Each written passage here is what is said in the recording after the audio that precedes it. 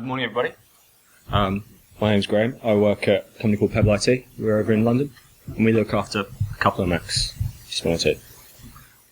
So, let's start off. Who knows what Puppet is? Who's heard of it before? Fantastic. Is anyone using it to manage Macs? Few. Who kind of knows what Puppet is, but don't really know how it's different to what they're doing now? Cool.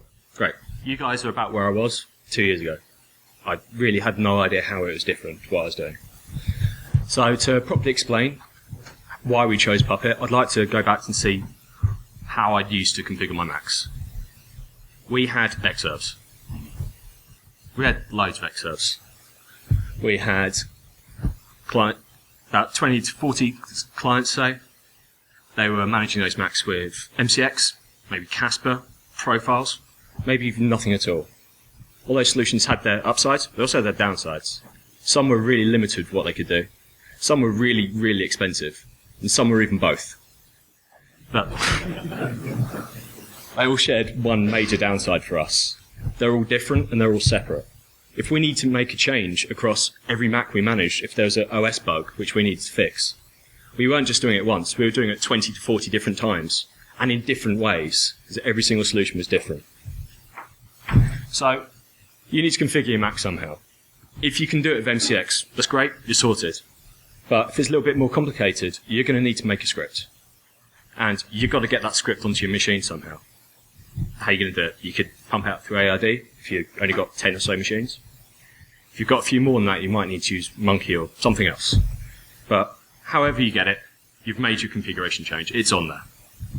But then what happens? What happens if something changes? If there's an operating system update, one of your colleagues makes a change that you don't know about. You've got no idea if your config is still on that machine. You have no idea. Yeah. You don't know what's on there until you get the help desk call. My computer's broken. Make it work. I'd like it to fix itself if it could. That's what Puppet does. It maintains a Mac in a desired state. What does that mean?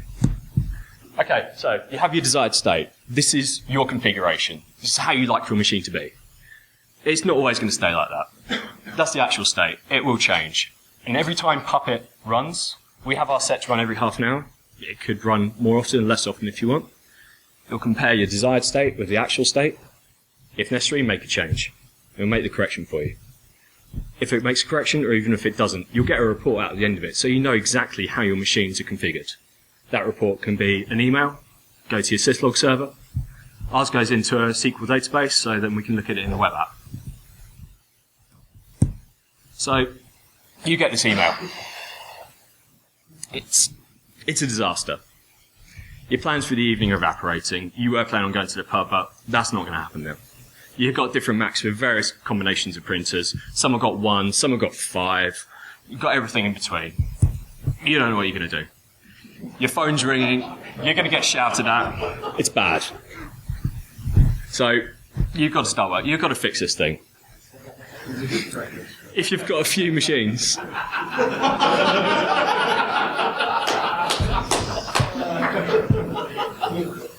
If you've got a few machines, you might be able to get away with doing it by hand. If you've got a few more, you might have a package. You might be able to fix it with ARD. But if your infrastructure is anything like ours, we've got different machines with different printers, different builds have different printers. If you're on a different subnet, you get different printers. You've got to script all that. Your script's got to take into account of all that. And that sounds like far too much work for me. So how would I solve this problem if I had with Puppet? I'm not going to do anything. I'm just going to go home. I know it's going to fix itself. I mean, yeah, I'm going to be unhappy with the person who destroyed all my printers, but nah, what are you going to do? So, at the end of the day, Puppet gets you to the pub quicker.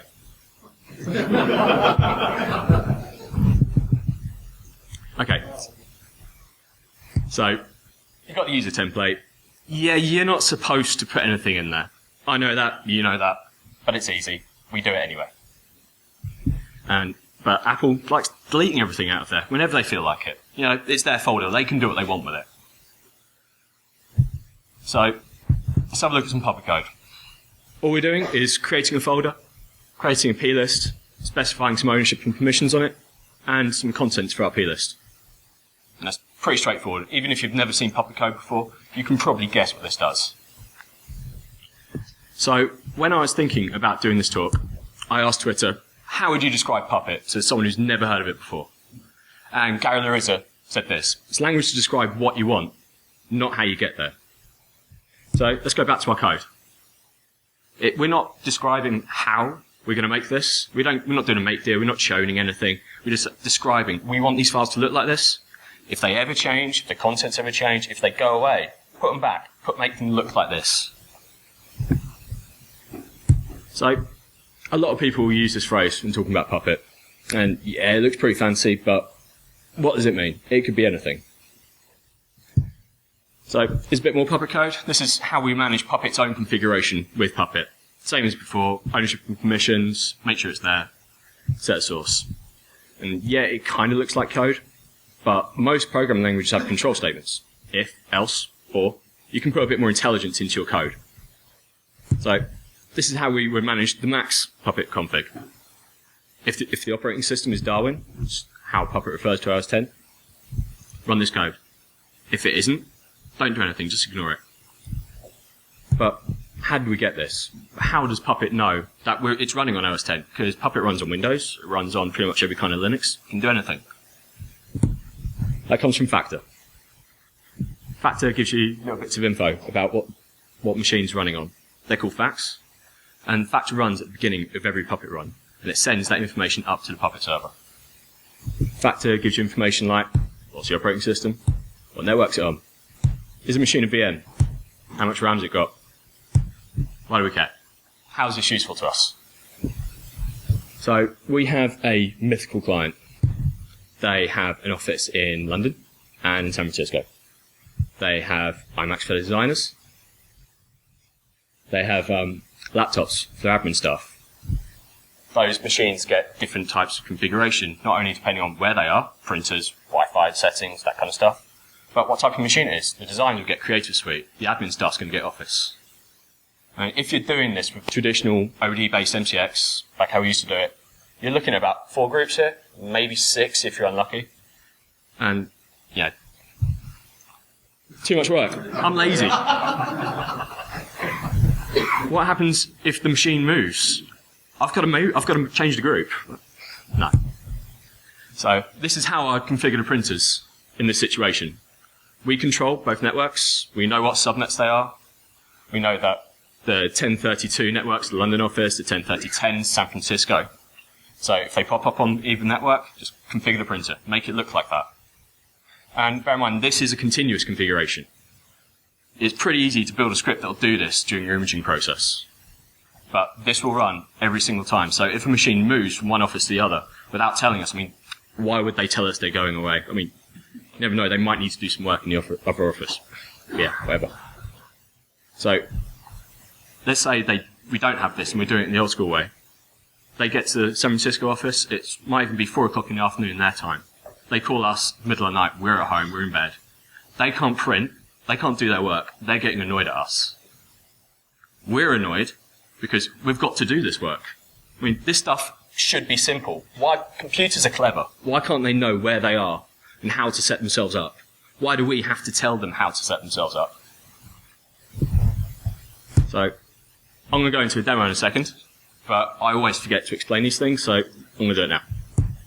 Puppet Master is your server. It's your box in the data center, controls all your machines. Agent and a node are your Macs. They're what you want to control. A class is a collection of resources. A resource is a thing you are managing. Be a file, printer, directory, user, whatever. It's a thing. And a group contains nodes and it has classes. It's how, when we go into the GUI, it's how we mesh everything together. So, time for a bit of a demo.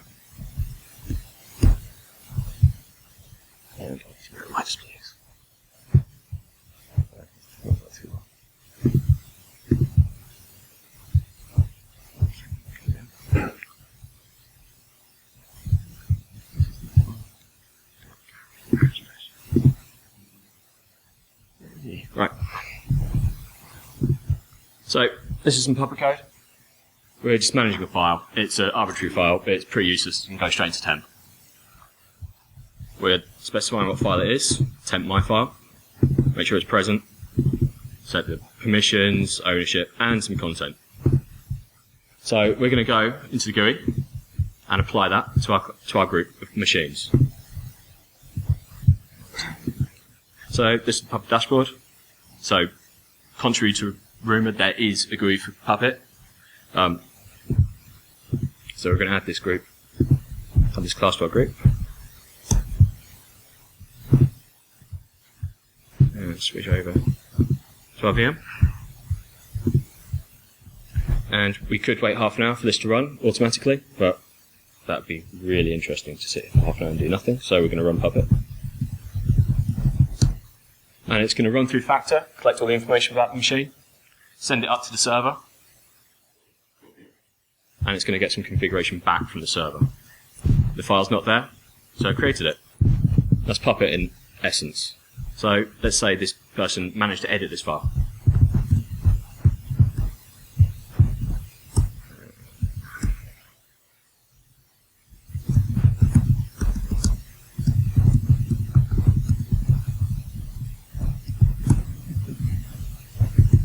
Okay, so half an hour goes by, they're feeling very pleased with themselves, they've gone against the sysadmin, they've broken our system, they're really happy, because that's what they do. Puppet runs, compares the desired state with the actual state, sees there's a drift in our desired configuration, and it'll just put it back, and it tells you exactly what it's done. It's taken out our line, put our hello from Puppet back in. If the ownership permissions changed, it'll put those back as well. So that's essentially how Puppet works, but let's do something slightly more useful. I don't know about you guys, I like having SSH turned on my boxes. So we're going to manage SSH. SSH is a service. A service, as far as Puppet's concerned on OS 10, is a launch daemon. A service is different on Ubuntu or Red Hat, for example, but we'd use pretty much the same syntax. So we could pretty much copy and paste this in and manage all of our Unix boxes if we wished. So our service, com.openssh.sshd, the name of it, make sure it's running, make sure it's enabled. Pretty straightforward. So we're going to add that into our group. Let's take out 10 files, that's useless. Go back to our box. SSH is turned off. 15 minutes goes through. Puppet runs. Factor runs again. Sends those facts up to the server. Compares the desired state with the actual state. See that SSH should be turned on. And it's going to turn it on. Now this is running a little bit slowly because those at the front can probably hear my laptop's taking off at the minute. So I've got about a load of VMs running. This is a lot quicker in real life.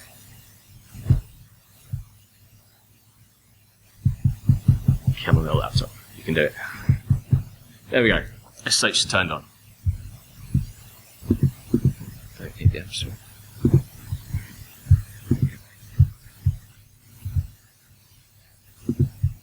And yeah, SSH is turned on. But we still can't get into this box. We need an admin user on here. So this is how we configure an admin user with Puppet. I mean, that looks pretty scary if you're very new to Puppet. But I didn't write any of this. Puppet made this for me. And we'll show you in a second how it made it for you. So we're specifying a user. Username can be admin. Make sure it's there. Nice pretty name of local admin, the GID, stick it in the admin group. We're going to hide away the home folder in /var, so the users can't meddle with our home folder. Iterations, password, and salt is how OS 10 stores the password. And I didn't write that out. Puppet made that for me. We'll get onto that in a sec. Shell and UID. And because we're hiding the home folder, we're also going to hide this user from the login window and system preferences. So we're just going to do a plain old default write to get that. There's a module that's on the Puppet Forge. You can download it. You don't need to write anything. You just need to know how to write this syntax. The domain, key, type, and the value is the same as if you were doing defaults right on the command line. But because Puppet doesn't run top to bottom, like we'd say in a bash script, any of these bits could run at any point.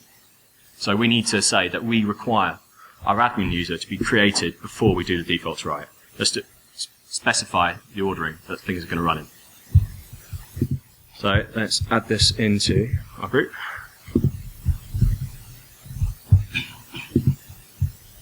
And we're going to run Puppet. Half an hour runs by. And Puppet's going to create our admin user. Now, I know this is going to take a long time because my laptop is screaming at the moment, so we're going to see how we can get Puppet to make our code for us. Now, we already have users on this machine, obviously, so I'm logged in. So we're going to use a feature called Puppet Resource to model existing resources on the machine, and it will spit it out into Puppet code. So we want to look at a user and our user's demo user. Obviously, we need to run this as root because it's looking at password hashes and stuff like that. And it's going to go away and have a look at the machine. And it's going to spit out some code which we could literally copy and paste into our manifest if we wanted to set up our machine by hand with the user we had and then apply that to every single machine we run.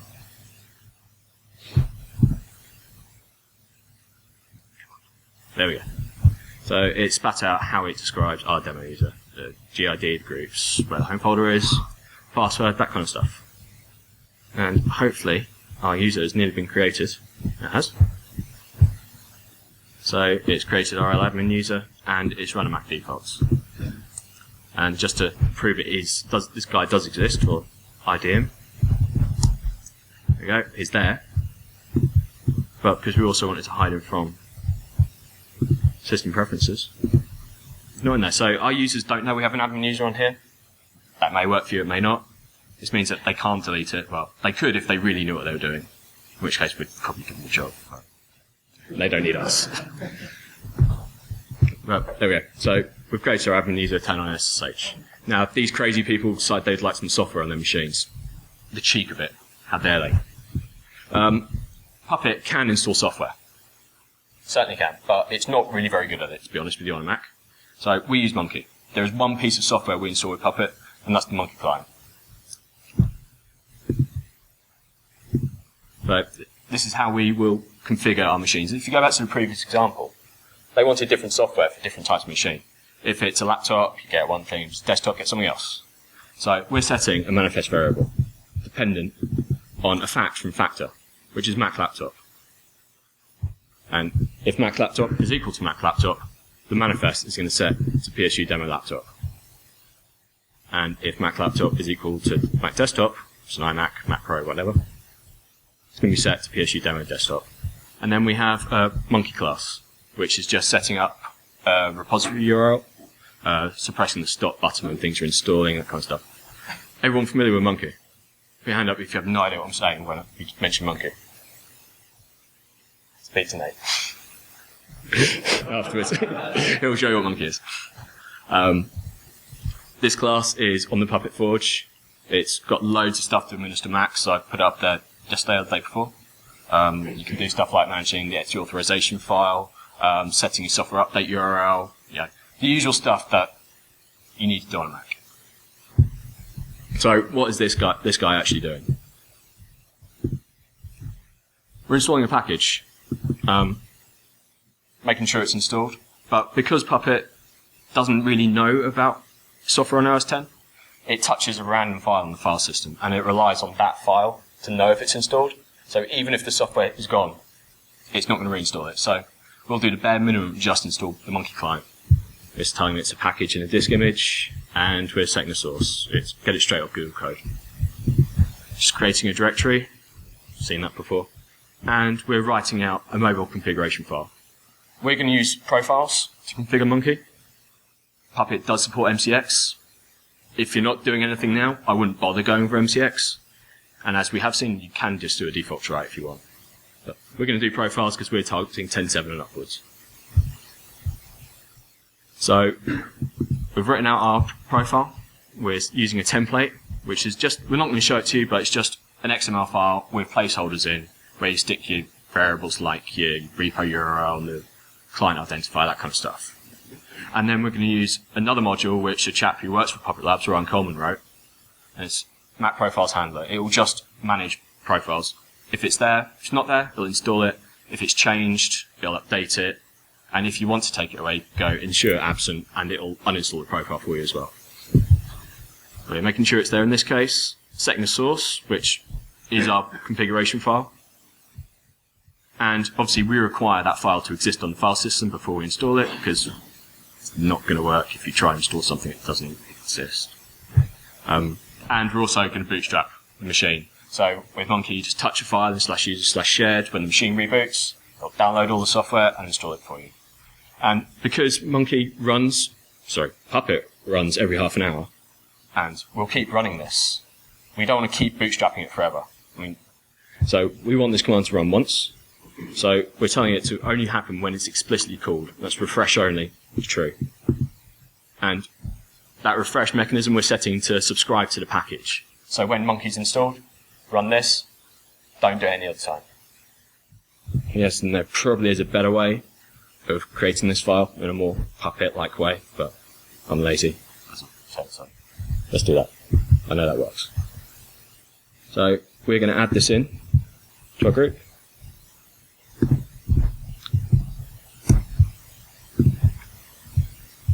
And we're going to run that on this machine, which is a laptop. It's for me, I forget. And we got this guy, which is a desktop. So we'll run Puppet on this one as well. So this guy hasn't had any configuration applied yet. So it's going to get SSH, it's going to get our admin user, and it's going to get the Munki setup. Oh my god, that's not good. Because I'm not on the internet! See if these works.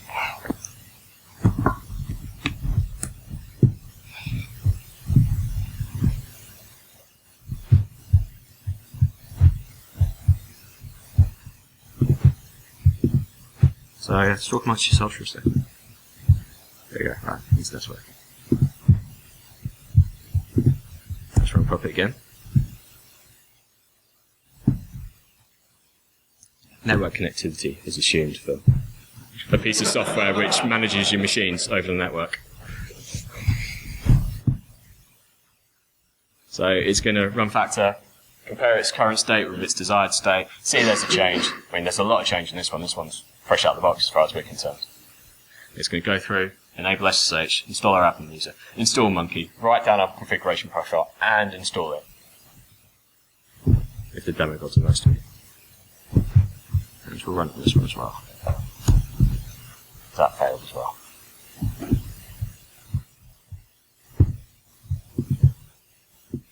So while we're waiting for us to have a think about its life, any questions?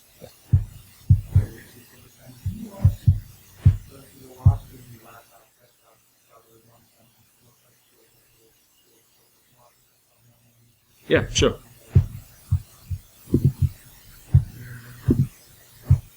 Okay, so it's literally just a switch. So this is what we're setting. This is what we're testing on. This guy is equal to this. Manifest will be set to that. And you can have as many of those as you need. It's a short circuit rather than just going if, as I'll show you in a little while, if it equals that, and explicitly going if else. This could be a whole list of things with 100 subnets on, say, if we're testing what subnet it's on. You're calling the laptop desktop, is that Yep. the Munki pull or the Munki client pull, or is that something you press, that's like your host name or something? No, that's factor. That's in factor. All the information comes from factor. It's a custom fact which I've deployed to the machine. Okay. Literally, it just runs system profiler, looks at what the model name is. If it's got book in it, it's a laptop. So until Apple change it, it works. So that is actually how Munki does it as well. Okay. So while that's running, also let's have a look at factor, because these machines, like I said, they're chucking loads of information up to our server, and we can search on this, and we have full inventory on all of our machines. So we can get. Let's see, this one's failed. But looks good, doesn't it? We can get information: what architecture, version of Puppet is running, what domain's it on, IP address, is it a VM, kernel is it desktop? We've got here who made the version of Java on here, vendor is, a little bit bigger. the time zone, MAC address, all kinds of stuff. And we can put custom facts in here. Sorry.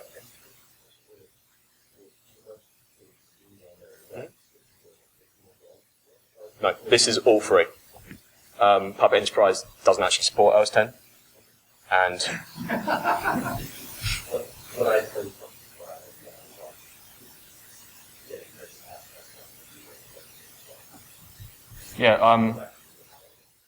yeah, everything here is the open source version. We don't pay a penny for this.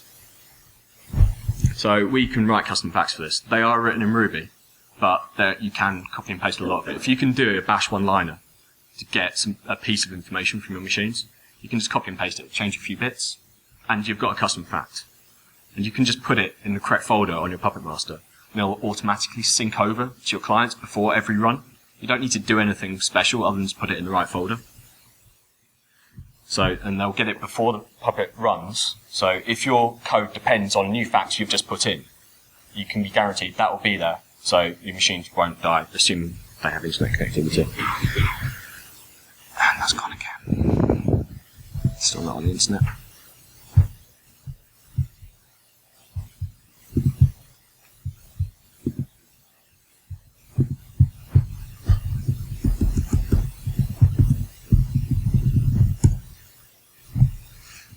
Strange. Let's try again. So yeah, the only thing I didn't count on was the internet not working.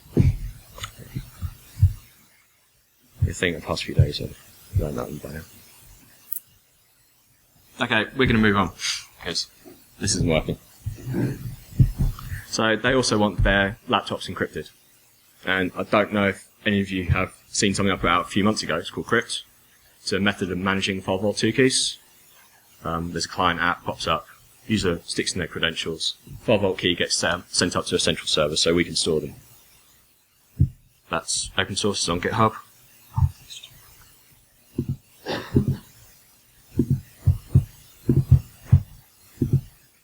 Yeah, the profile's there, so we could just install Munki by hand.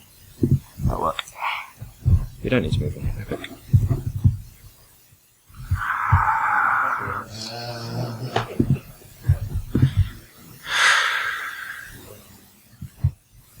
Let's try.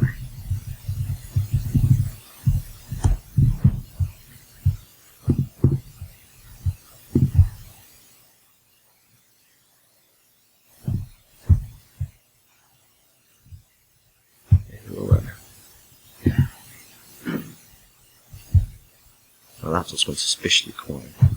Things have died. There we go. Okay, so it's installing the Munki package, and it's going to run through everything else we said. Touch the file, so it'll bootstrap, install the configuration profile, write it out, all that kind of stuff.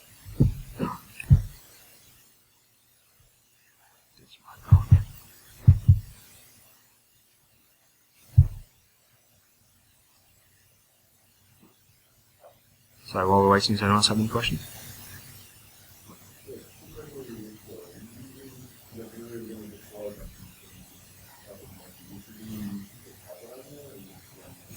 We put that's the only thing we bake into our image.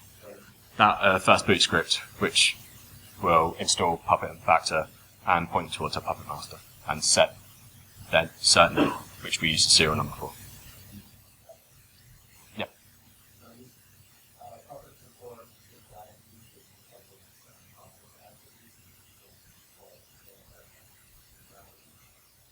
Not that I'm aware of.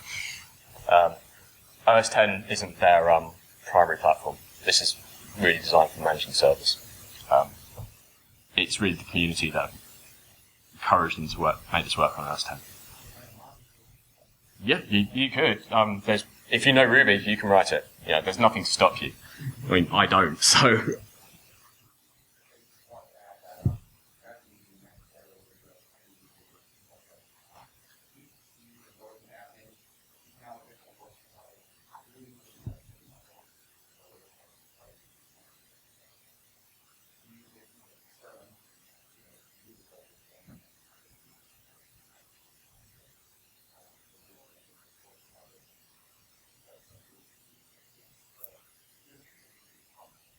Well, there's actually quite a few Mac people at Puppet now. Yeah, Nigel used to be at Google. Yeah, there's loads of people there. And yeah, Google use Puppet to manage their Macs as well. They have just a couple. 1 or 2 machines. So, okay, everything's installed, and we're going to reboot our machine and put it into bootstrap mode.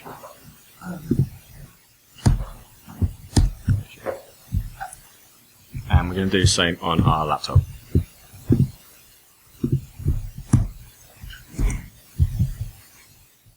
So we've installed installed Munki and the configuration profile and touched that file. So when it boots up, it should now hook up to our Munki server and download the software. In this case, we're not got anything too big or interesting, just Firefox and Chrome, and something else for the desktop. I can't actually remember what I put in. So at the login window, Munki kicks in, starts installing the software. So if we scripted, in our first boot script, we do a Puppet run to start off with, and then reboot the machine. So after we've imaged it, it just sits there, checks into Puppet, and then just reboots itself, and off it goes, software installs. And this one's installing stuff as well. So this crazy person also wants his laptops encrypted. Doesn't want the desktops, only laptops, because he thinks the encryption's going to slow his machine down. That's right or wrong, who knows. But here's the boss, we work for him. And we see, actually, this is a good point. This is showing that our nodes both failed last time we looked at this. So we know what state our machines are in. And we know their configuration isn't working. We need to look at this. This bad. This could email you, go to a syslog server, do whatever you want. And there is what they call a radiator view, so you can have this on the TV in your office. You say, oh no, someone's pushed something, it's broken all of our machines. But hopefully you'll never see that, because they're working now. So, this is probably more simple to use factor. If it's a laptop, if Mac laptop equals Mac laptop, include this class. If it's not, don't do anything. I mean, we're still going to apply this class to our machine, all our machines, but because we're letting Puppet decide itself who should get what, we don't have to explicitly say, you're in the laptops groups, you're in the desktops group. It's just configuring itself for us. So this quick client class is doing very similar things we did with Munki. Writing out configuration profile, making sure it's there, and we're doing a login hook to activate the quick client. It's when the machine logs in, the login hook checks if encryption's enabled. If it's not, it will pop up the app for you. If encryption is on, it'll just let you log straight in. So this is also in the Mac admins module to manage the login hooks. Is anyone still using login hooks? They still have their uses, because they run as root. I guess most of you know. So you can download this off the Puppet Forge or off my GitHub. Links to that at the end. So we're going to stick that in our group.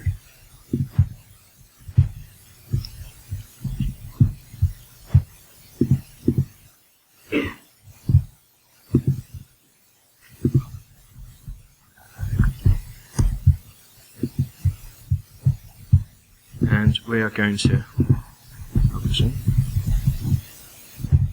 So we're going to run Puppet on our desktop. And it has had the class applied to it, but because nothing has changed as far as this machine's concerned, it's not a laptop, so it's going to ignore that piece of configuration. Nothing should happen beyond it checking in saying, yeah, I'm fine, it'll come up as green. Nothing has changed, everything's good. But it's still going to run through factor, send all its current facts, its current IP address, anything else we might want to get off it. Battery charge, we have one for. But that's why that's failing, because VMware doesn't have batteries.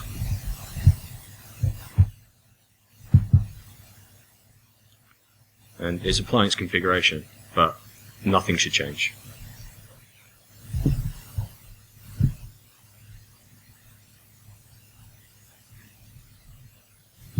I can sit there and do that while this one. Go for it.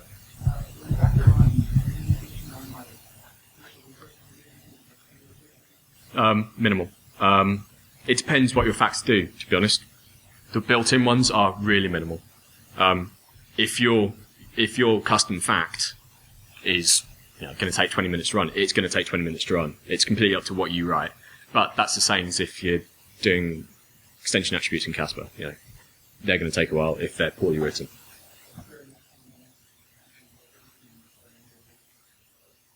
Well, no.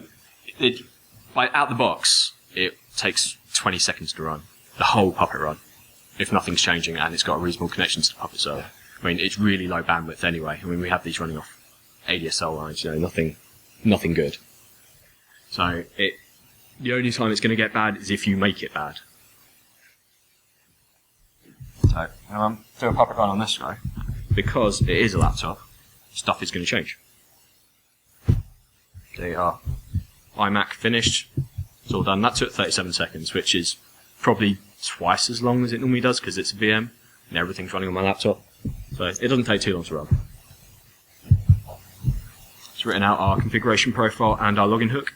Notice I'm not actually installing the client software with Puppet, because as I said, it's really bad at installing software. I mean, it will do it, but just. So we've installed that with Munki. And the client software is on our iMac as well, but because the login hook's not getting set, the preferences aren't getting set, it's just going to sit there and not do anything. Come on, little computer. There we go. Right, that's all done. So it's going to log out and log back in again, and we should be asked to encrypt our machine.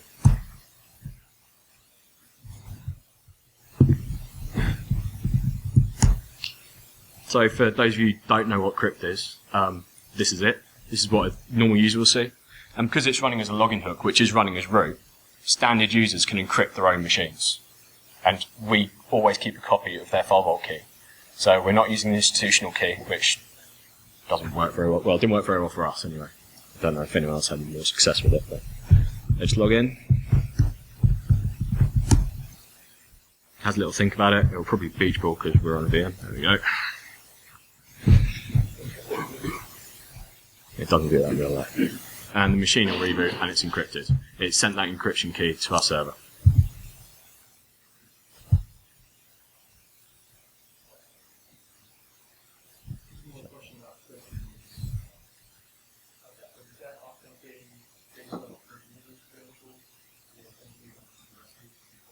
Depends. If it's a new user, say they're creating a mobile account for the first time, that mobile account will get created, but they won't be able to proceed further than the crypt window. So the user's there and they can use AD credentials for that. But it just so happens it's an existing user. So yeah, the user needs to exist, but how it's created is completely up to you. So that's now encrypted. So I say we get logs from everything that happens to our machines. We know exactly what's changed, what hasn't changed, when it changed, and we get a report from every single run that happens. I mean, we don't keep them all. We trim them after a couple of months because obviously the database goes. But you see, we get a graph, a really ugly graph telling us the runtime, how long it took to do a Puppet run. You see, these guys, it obviously didn't change anything. It was installing software there. And we can see that some failed, some the blue ones changed, green, everything's okay. So let's go into failure. Wasn't planning on having a failure on here, but as we've got one, we might as well use it. So if the laptop is disconnected from it, it's off the grid, it'll do up the next time. It will keep trying to run, and when it comes on within half an hour, it'll be on. And you'll see there's a fail. No, because it won't be able to submit the report either. Oh, okay. Because it can't talk to the server. It'll just be a time gap. Yeah. I mean, there's this section here, unresponsive. You can set that to however you want. Out the box, it's like 2 days or something because it's supposed to be for managing servers. But ours is set for a month. Right. So if we don't see a machine for a month, then we can go and find out what's happened to it. Right. It'll tell you how many failures it had, how many successes it had, how many services failed to restart, what was out of sync, all that kind of stuff. And we actually get what we saw from the terminal by running it by hand, exactly what happened for each run. So we know that factor run, it retrieved its plugins, so I had to check to see if there's any new custom bits of code, new facts, custom types, that kind of stuff. Loaded all the facts, it created our profiles, it installed them, it created the admin user, turned on SSH, installed Munki, and it tried to install Munki, and it all went very wrong. So that's the reporting you get out of Puppet. And while we're here, might as well have a, as there's a couple of questions about grit.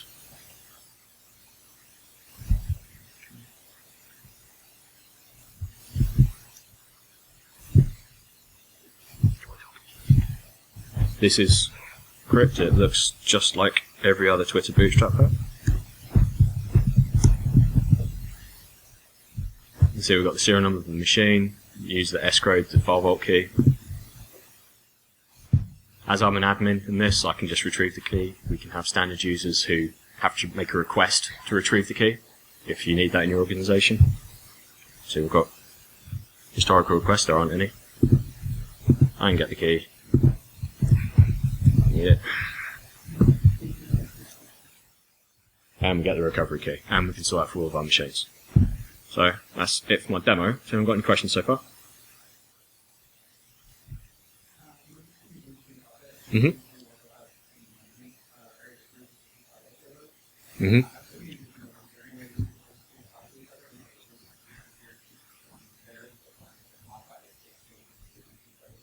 There's always a way. They're both open source, so you can do what you want with them. Out the box, no, but you could correlate those. You can make custom facts. Let's say your video editing machines are all Mac Pros. Your iMacs will get Creative Suite, that kind of stuff, as we did. You could do it by hardware model, or hardware model and amount of RAM. You get production premium, say, if you've got more than 24 gig of RAM. You can do that kind of stuff. But no, out of the box, no. Okay. What rig are you running top it all? VMware. The actual operating system is Ubuntu, Okay. but it's pretty lightweight. I mean, apparently you can support 1,000 nodes off a normal quad-core box, 8 gigs of RAM. It's not particularly heavyweight.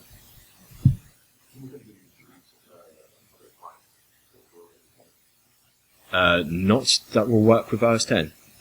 Puppet Labs will gladly sell you Puppet Enterprise, and they'll set it up for you, but it's not going to work on the Macs. Okay, let's go back.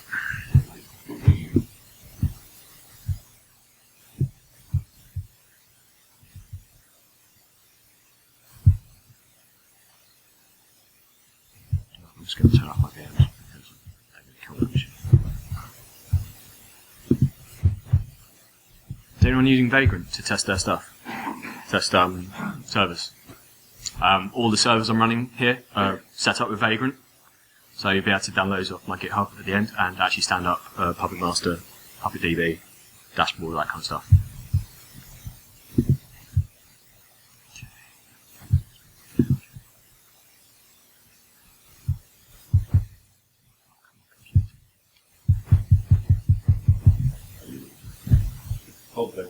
Yeah.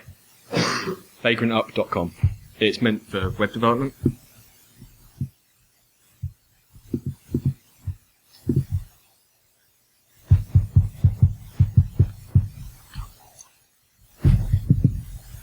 This is what happens when you run 6 VMs in one machine.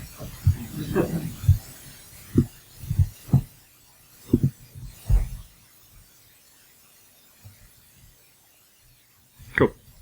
Right, so we've been doing this for a while now. So along the way, we've learned a few things that I really wish someone would have told me before we started out. So Puppet obviously does everything. It's brilliant at absolutely everything, right? No, of course it's not. It won't image your machines. It's not very good at installing software. But it is really, really good at configuring your Macs. I mean, it's not something like Casper that will do everything for you. If you need everything out of one product, then Puppet's probably not going to be for you.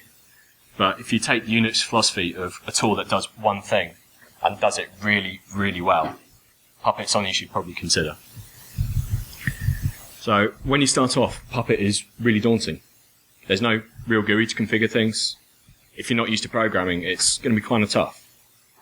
But just the same as when you move from monolithic to modular imaging, you don't need to do everything all at once. You can continue running your current system and just extract small pieces of your configuration into Puppet and run both at the same time if you want. We just started off enforcing our admin user. Then we took out configuring Munki, doing printers, say, and slowly moved everything over until we could just switch off what we were using before. You need a real problem to solve. If you just mess around with Puppet and just play with it, you're not going to get anywhere. You're not going to learn anything. If you have a real issue to solve, it's not only age of learning, it's going to be easier to sell to your boss. I mean, you're going to need to spend a lot of time on this, and your boss is probably not going to be overly happy at you just sitting there, from what they see, doing nothing. So we had the issue of managing our admin passwords. We could have a laptop sat in the box for 6 months that someone would image and then they're stuck in a cupboard. We change our admin passwords regularly. So how we were doing before, we'd send out the admin password change through a package, and we get all the machines that are on. But then we get this machine out, they say, oh, I was pulling out this really terrible old laptop that the intern needs to use, and we can't log in. And we try and log in. No, we don't know the password either. We changed it 6 months ago. We've forgotten this. So it just comes on the network now, and within half an hour, it'll just update the password. It'll see the configuration's out of date, and it'll just sort itself out.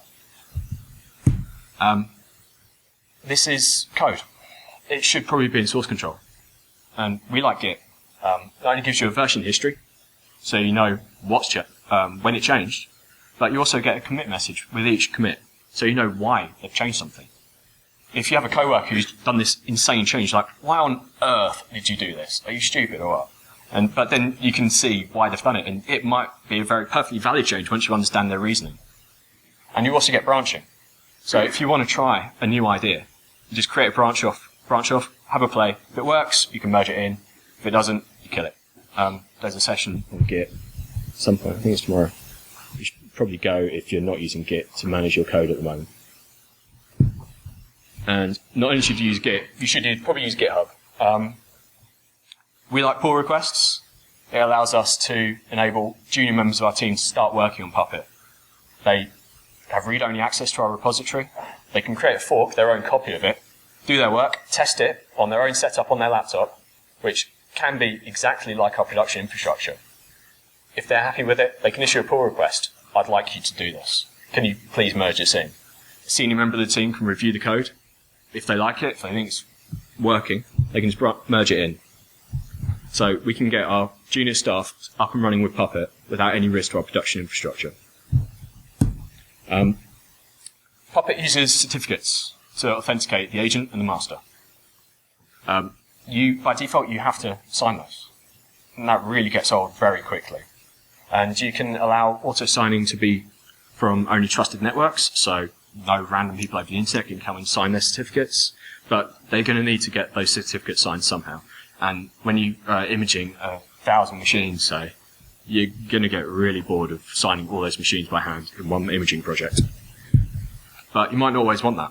You might get some enterprising little young chap, brings his laptop in, installs Puppet, installs Factor, manages to configure Puppet, and then he's getting several $1,000 worth of Creative Suite on his machine, and he's just going to take it home. So you probably don't want that. When you only enable auto-signing during an imaging project, that's what I'd say to them. You might be happy with allowing people to hook up to it. Whatever works for your infrastructure. So, your initial Puppet code is going to completely suck. Mine did. It was absolutely shocking. None of my initial code is still in use today. We kept going back, looking at it. Can we do that better? Yeah, keep refining it, making it more modular. If you keep finding yourself copying and pasting things, you're probably doing it wrong. You should be using Factor more, using variables. Keep looking at it. So, what I think is next for you guys, if you want to use Puppet, if you don't, there's sessions and everything else. It's fine. I won't get offended. You should probably follow me on Twitter, because I talk about beer, I talk about soccer, but not warm beer. No, don't like warm beer. And I sometimes talk about Puppet as well. My website has a series of tutorials on getting started with Puppet on OS 10. And finally, everything I've done today, all the code, all the VMs, the vagrant setup for it, is going to be on my GitHub repo. Well, it actually is now. If anyone could get on. So that's it. Has anyone got any questions?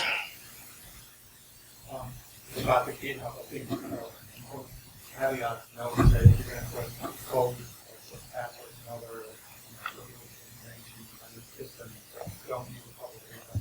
Absolutely. So you have to pay for that? Yeah, but it's not much. Yeah, so it's cheap. Yeah, mine's like $7 a month. No, we have three repositories. We have one which we are considering making public, and then a private module which has all our stuff in, which is never going to be public.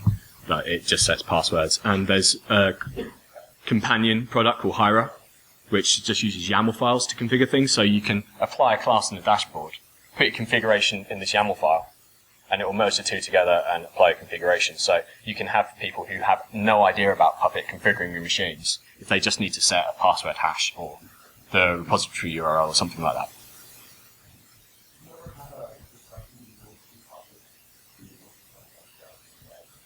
Yeah, but Chef is Ruby. You need to know Ruby before you get started. Puppet got me more into Ruby. I had no idea about Ruby. I was a Python guy before.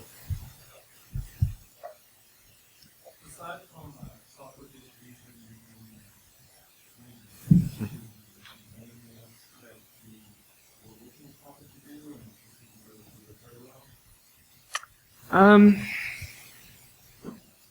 Not really. There's the configuration. We can get, if we need, say, a file to point a piece of software at a license server, say, we can deploy that quite easily with Puppet. Our needs are quite... We work with enterprise mostly, with adults. They don't need us managing single thing on their machine. The reason we mostly chose Puppet is it's really lightweight. I mean, it manages exactly what we tell it to manage, but nothing more. So, yeah, we do work with some schools, but not many. It's mostly adults who work with, and we think adults should be trusted. And that's wise enough. Remains to be seen. Anyone else? Okay, well, yeah, we've got 23 minutes left. We're really quick. Are we sure? Over HTTPS. It's over a custom port, but it's encrypted. It's HTTP. It's really lightweight. So the agent can share its whole. Yeah, it's a client. It's a push from the client rather than the server, forcing people to talk in. There is something else called mCollective, which is a companion product, which there's a video up from last year, I think it was, or the year before. Gary LaRusso, I think, gave that talk. It's more orchestration, so I can say those machines are on right now. It's analogous to ARD, when you're just selecting you're doing a network scan, all the machines that are on there right now, I want you to do this now. It's more of a one-off configuration. Can you do replica? So you're talking about the two-continent scenario. Yep. Product. Can you do replicas? Absolutely. It's just a web app. It's a Rails app, essentially. Well, kind of. It's Ruby. So however you scale a web app, you can scale Puppet. So if you know how to scale a web app, it's fine. The certificates are a bit wonky, but you have to... we've redirected any certificate request to one particular machine. Right. And we can async them over or something, but everything else, it's it's MySQL on the back end, it's Ruby, it's just a web app.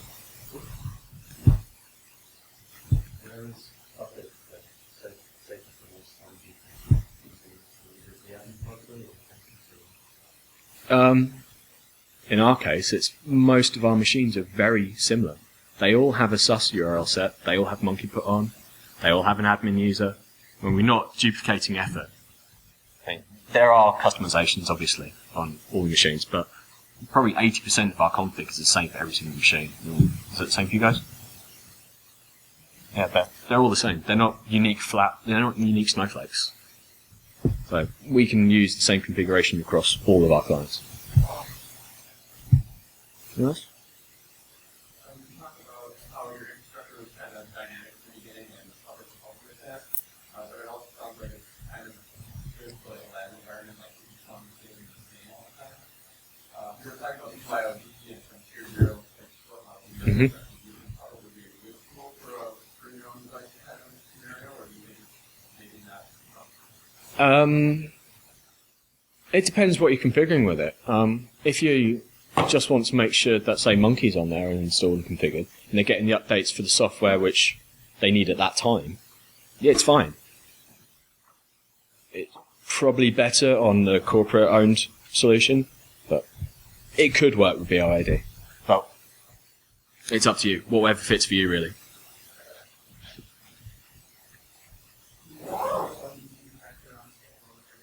Mm-hmm.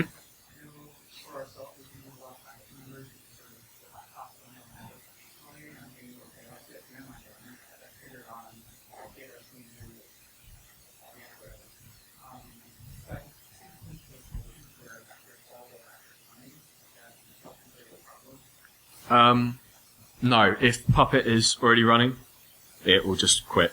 It can't run 2 copies of it or anything like that. And you could run, in fact, ours is scheduled, but you could use something like crankd and do it on a network change. That's something I've looked at doing. So if machine, as soon as it gets on the network, Puppet runs. Anyone else? Cool, we're done. Thank you.